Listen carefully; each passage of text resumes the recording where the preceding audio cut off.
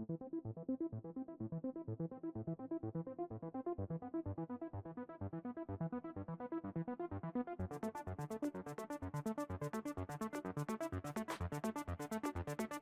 everyone, welcome back to the range. My name is Matt, also known as the King of Armor Destruction, the Armor Wizard, Zap, and we have a body armor demo today.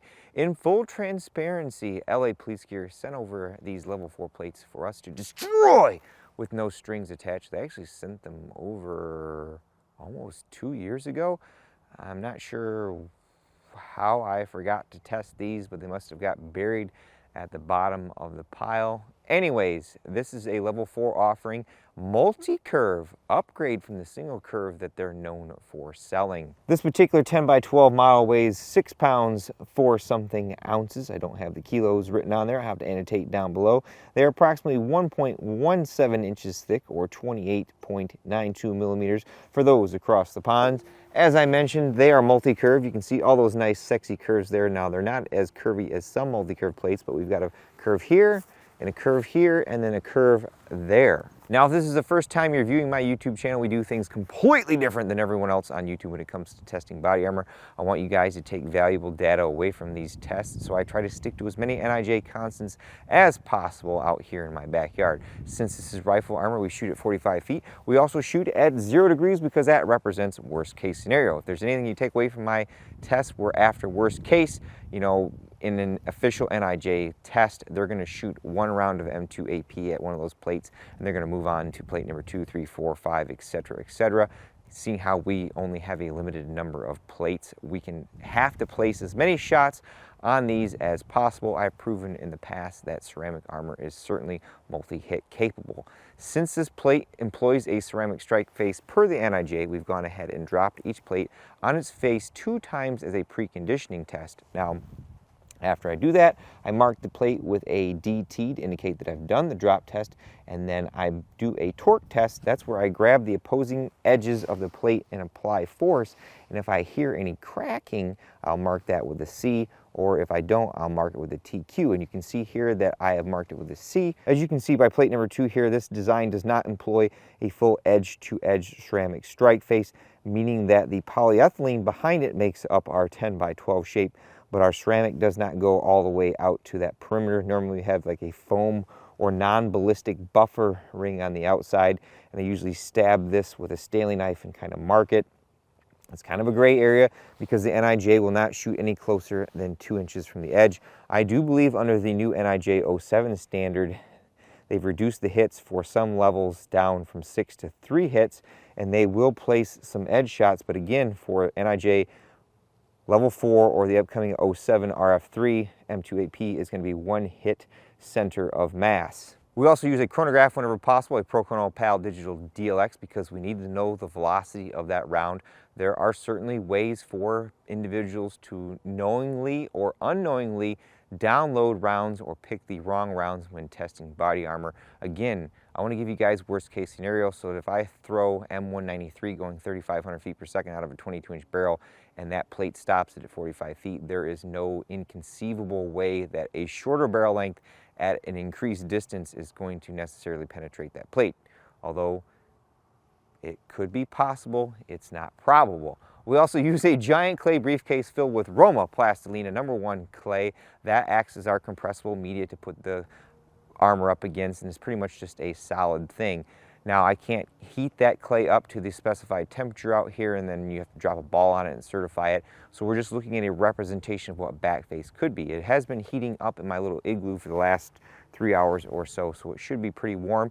But if we see something like 60 millimeters in our clay in an official NIJ clay, that would be failing. It's around 40 to 45 degrees outside today. We also put a spreadsheet here at the beginning that we kind of foreshadow all the threats that we're going to shoot at it. We mark the velocities if we get them and the penetrations. And in the end, we do a tear down to confirm any kind of material makeup that we can and see what the inside of our plate looks like and how it is able to stop some of our bullets. I do want to remind everyone that I am not an NIJ lab, so if you see a threat penetrate or stopped over here, you should always defer to the manufacturer to produce accredited lab results. And on the flip side, if you're the manufacturer and you see me stop M993 going 2,500 feet per second, you should send that off to an accredited lab and have that added as a special rifle threat to your panel.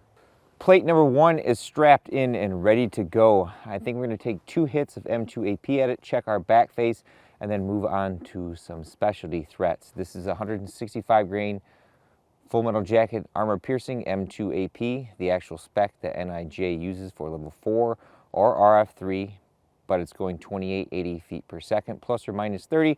I just loaded these fresh, so we should see very close to that velocity and hopefully not over. We have a 24-inch TC compass, got a Phantom M2 up front.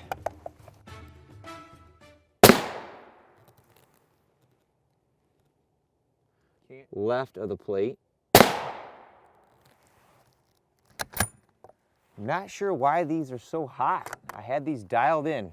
Sorry about that, folks. I guess I'm going to have to reevaluate that powder. I'm going to guess IMR 4350 got a little better. But shot number 1 and then shot number 2, those are fair hits. You can see the silicon carbide there. Not sure if they're tiles or monolithic. Place those bets in the comments below. Hey! No pass-through, folks, even at our increased velocity. Now, we are starting to delaminate this plate already. We have a little bit of bumps going on there, but it stopped it. As far as back face goes, it's going to be hard to see because it's pushing back into the clay. But that one's right around 32 millimeters. And then this one, right around 40 or so because it created this divot here. Fairly impressive. I'm curious once we tear this apart if this is a monolithic strike face or what. It does have drop face foam on it, so that's a good thing. Let's see what else we can throw with this guy.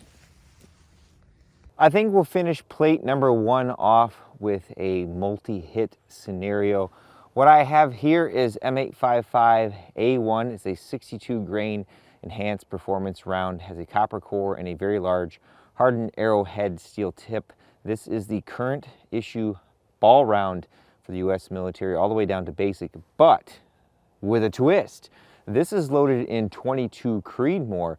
We've got a stout powder charge behind that. We've got a 18-inch upper from KAK Industries. A big thank you to them for sending this over.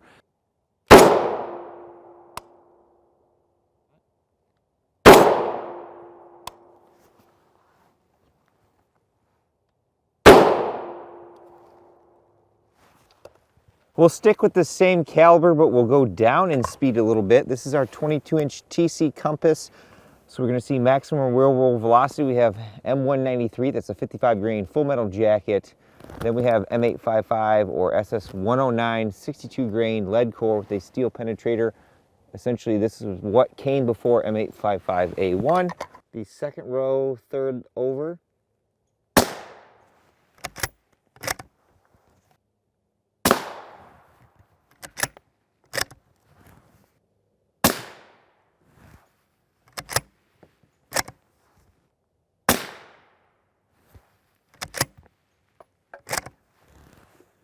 I'm gonna check my chronograph in a minute, folks. I'm not sure why we're not reading. We have the light bars on.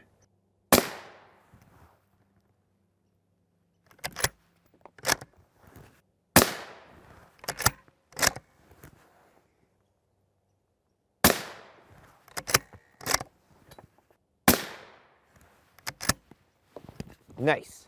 All right, our 22 Creedmoor shots, number 1, 2, and 3. Then M193, number 1, 2, 3, 4. And then M855, 1, 2, and 3. Place those bets in the comments below. Uh-oh, R.A.N.G.E. We will tear this apart in the end and confirm, but we have a penetration from that 22 Creedmoor there. Let's just peel this back cover off. And we'll have to double check and see what that is right there. That's possibly a penetration of some kind. Could be from the, not sure what that one was from, but we'll double check. Plate is delaminated at this point. Let's just peel it away. Nice. plate number 2 is strapped up and ready to go. This so far is holding up pretty well. I kind of tore down plate number 1 off camera, and it is using a solid monolithic strike face, which is interesting. I do have to print a retraction that the first round of M2AP did penetrate. Very small part of the core somehow got through. Not sure how we didn't see it in the clay unless it just kind of closed up. But that was 120 feet per second over spec for some reason. So if we brought out our 300 wind chad loads, these might destroy this plate. We've got our M14A1, Mr. Flashy Flash, 150 grain full metal jacket, armor piercing incendiary round. Then we have M80A1, that is the U.S. Army's current issue ball round in 7.62 NATO, but we've got it in 300 Winchester Magnum.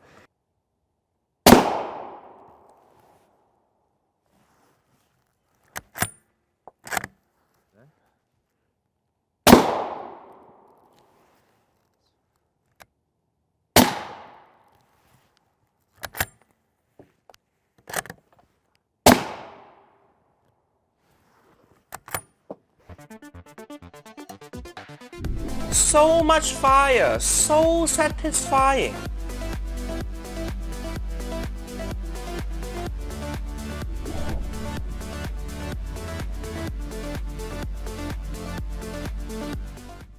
All right, these hits are easy enough to tell. M14A1 shot number 1 and number 2. Then our M80A1 plus B plus number 1 and number 2. Those are considered fair hits as far as placement goes.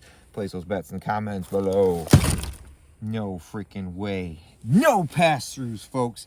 Now, this is where the back face gets to be considerable.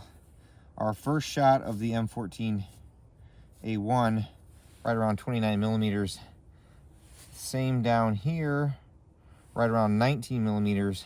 But then that M80A1 plus P plus, by the time you measure the true dimple here, that's like 60 millimeters there. Right around 55 there. So in the NIJ's eyes, that may be failing. I need to get like a cross beam to more accurately measure these. We have complete delamination of the plate, as you can see. We're starting to delaminate the layers, but they're seemingly holding together fairly well. Confirmed this time, there are no penetrations after peeling the cover off.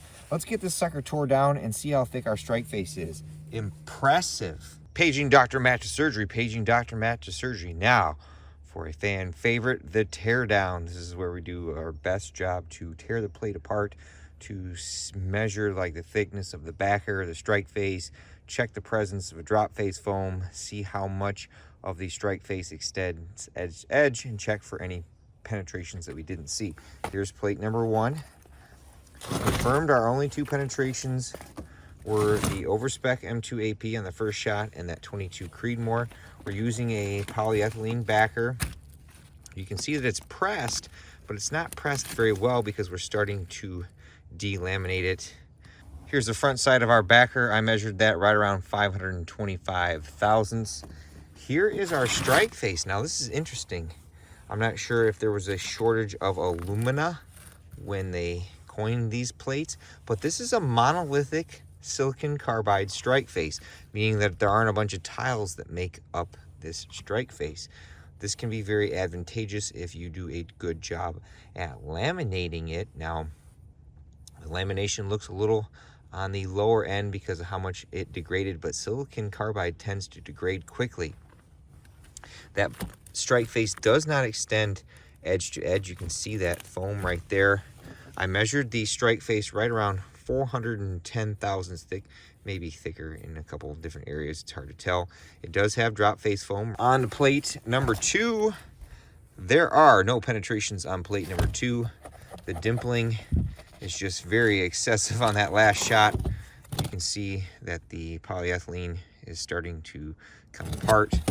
Now what's interesting here, our exposed penetrating bullets got the deepest into our polyethylene, whereas the APIs didn't even look like they got past the silicon carbide. There is no like penetrator core stuck in there. It's just kind of some flat dimpling. We peeled the front cover off, and you can see again, this is the drop face foam, and it extends all the way out to this part of the foam there. So very, very interesting. This seems like a very good upgraded import plate compared to the alumina one if you were looking for something that's a little more robust for multi-hit capability. Overall, I can't complain. I don't remember what these cost compared to the original alumina designs, but being multi-curve and somewhat lighter are a good thing. Bear in mind, again, the strike face does not extend all the way edge to edge, so if you are comfortable with that, then your mileage may vary. I'll have to make this one quick because the sun is setting and I'm losing on the daylight that I have left to put everything away and get the heck out of here. But I'm overly impressed with this particular plate. We had a good backer. We had a monolithic strike face that, for being silicon carbide, held up fairly well to our threats. It did have drop face foam on it, although after dropping it, it did crack. That could be because there's not a good laminating layer that we see on some of our higher end plates that help keep that strike face solid, although everything I've read says that even though the strike face does crack, as long as we have good adhesion between the backer and the strike face, that doesn't negatively impact performance. We did stop 1 out of 2 M2 AP loads above the spec, like I said, over 120 feet per second faster. I got to check those loads again and make sure I didn't put a grain too much powder in there. I thought I'd dial them back. My apologies. Again, apologies for the chronograph not reading some of the times. If it didn't read, I'll have to check the spreadsheet when I go home and edit this. That's sometimes mistakes happen out here. I'll annotate anything if I see any discrepancies. Otherwise, you know, normally we're seeing 33 to 3,400 feet per second out of M193. Very impressive that we stopped our 300 wind chad loads, 4 of them too, although the back face was pretty significant on those. I do want to mention that this plate is not NIJ certified. There is a website listing called the NIJ CPL. That means a plate has gone through a lot of logistics for the raw materials, and that plate serial number 1 is exactly the same as plate number serial 10,000. I don't think LA Police Gear, as a importer retailer of these plates, can have it NIJ certified. So we need to make sure that they are sending lots that they receive out to do in-house testing for threat validation, or sending them out to an accredited lab. With all that being said, it's time for me to get the heck out of here, but at the end of all of my videos, I take a moment to thank all those who help make these possible, because there's a lot that goes into them. I get requests all the time to test body armor, like Dayton Armor and a bunch of other manufacturers, and I simply don't have the funds to go out there and drop $1,400 on a pair of plates unless the manufacturer or retailer wants to work with me. So, you know, anything that I earn from any affiliate sales, I have an affiliate link through LA Police Gear, I put all that money right back in the channel. If a bunch of people want to see me test Dayton Armor, and I premiered this video, and 1,000 of those people who watched gave me a super thanks, each for $1, I'd have enough to buy one of those plates. So a big thank you to my Patreon, Subscribe Star, and YouTube channel members. I have my link tree in the description below. I have discount codes or affiliate tracking links saved for the Gators eyewear. These are really nice, made in America safety glasses that double as sunglasses. Number 2 are the fine folks over at LA Police Gear. Again, in full transparency, sent us those plates almost 2 years ago for us to destroy with no strings attached. And of course, number 3 is you all for watching. Until next time, I'll catch you at the range.